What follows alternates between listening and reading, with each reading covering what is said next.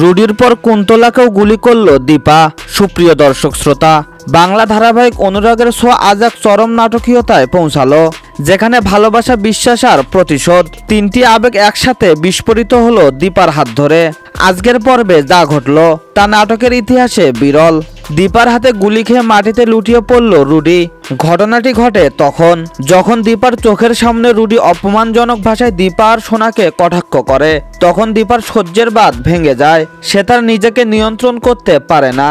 এরপর একটি গুলি, সেটা সোজা রুডির বুকের মধ্যে। চারপাশ স্তব্ধ, কেউ কিছু বলার সাহস পায় না।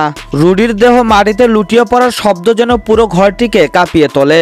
এরপর সামনে এসে দাঁড়ায় সোনা। কাঁদতে কাঁদতে মায়ের হাত ধরে সে বলে, মা, রুডির মা আমাকে দিনের পর দিন কষ্ট দিয়েছে, আমাকে মারধর করেছে, বকেছে, অপমান করেছে, আজকেও করেছে মা, আমি আর পারছি না। সোনার মুখে এই কথাগুলো শুনে দীপার চোখে আগুন জ্বলে ওঠে। মায়ের মন তখন আর সহ্য করতে পারে না মেয়ের কষ্ট। আর একটি গুলি, এবার কুন্তলার দিকে।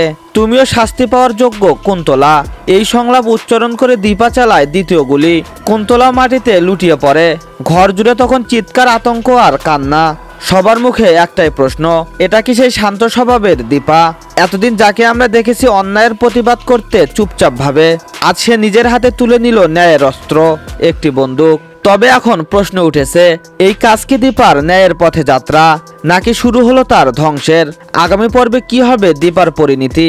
পুলিশ কি এসে দীপাকে গ্রেপ্তার করবে, নাকি এই ঘটনার পেছনে আরো কিছু অজানা রহস্য লুকিয়ে আছে?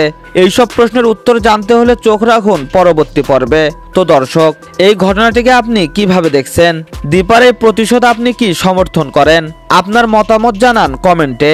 নতুন আপডেট, বিশ্লেষণ ও থ্রিলার মুহূর্ত সবার আগে পেতে আমাদের চ্যানেলটিকে সাবস্ক্রাইব করুন। এতক্ষণ আমাদের সাথে থাকার জন্য অসংখ্য ধন্যবাদ।